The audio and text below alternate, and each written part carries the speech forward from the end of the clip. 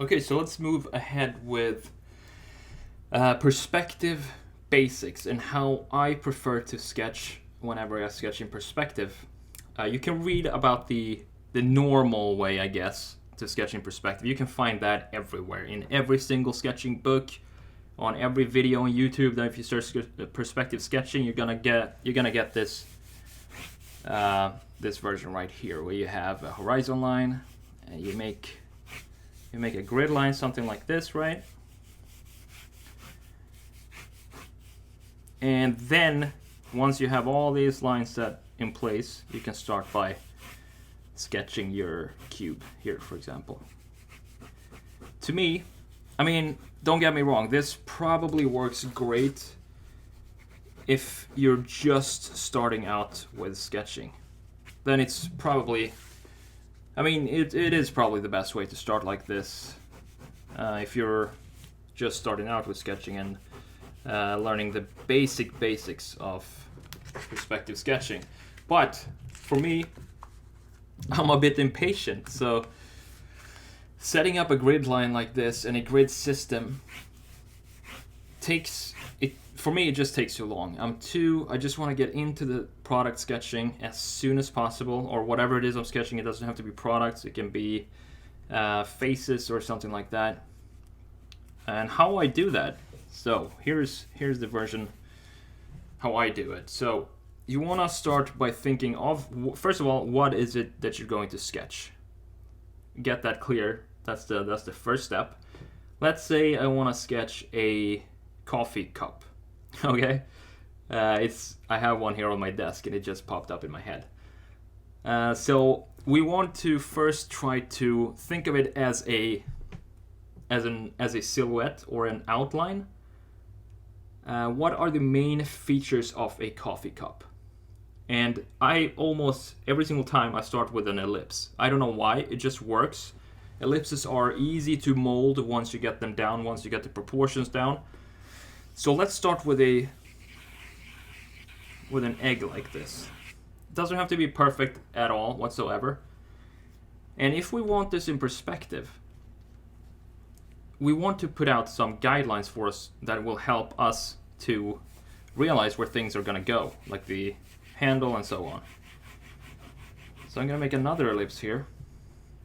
Now we start to see what kind of perspective this is. It's tilted slightly from the top, so we can look into the cup a little bit. This is inside of the cup.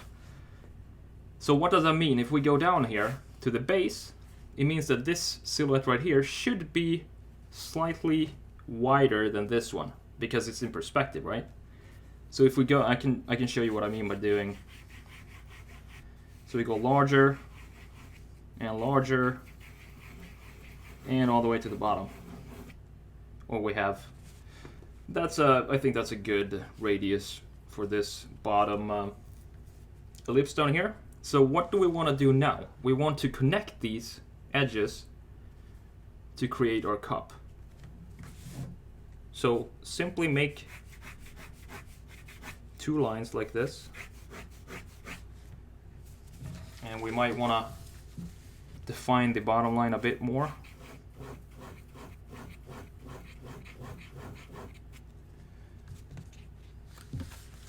Looks a bit messy, but that's totally fine. And add some thickness to it. I do that by adding a second ellipse on the inside here.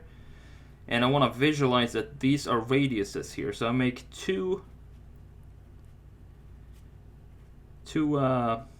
curves like this, just to visualize that these edges are not sharp. They have radiuses on them. So what we want to keep it simple here. So we want to add a handle that goes from here to down here. And we can do that by just creating like an ear.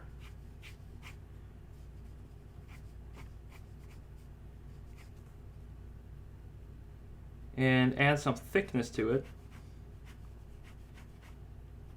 So this is the edge. I'm sketching the edge of my handle now.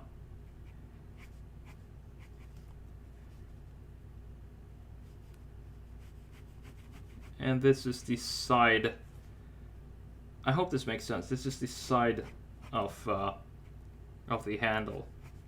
Now, a handle usually is not sharp at all. It has roundness to it, and it's usually very smooth and soft to hold, unless it's one of those designer cups, which, I don't know, they can be whatever. You never really know. But to visualize that, we want to put out... Actually, let's do it this way. Same thing as we did here, with the radiuses here. We want to do the same thing here.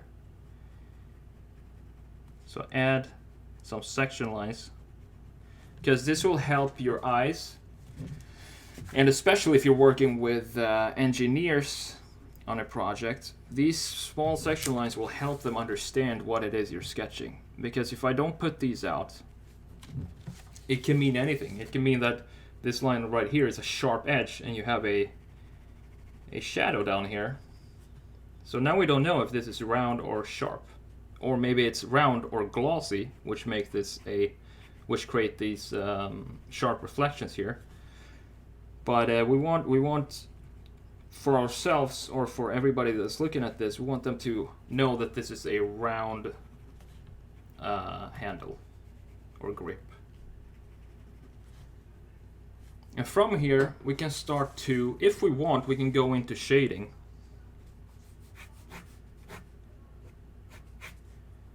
And as I say in all my courses, we want to always keep in mind where the light source is. And by that I mean, where is the light coming from? Right now, light is coming from here.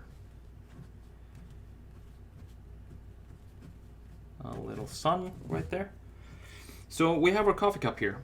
So what if we want to sketch one of these cubes in perspective, but we don't want to set up a grid line? We're going to talk about that next.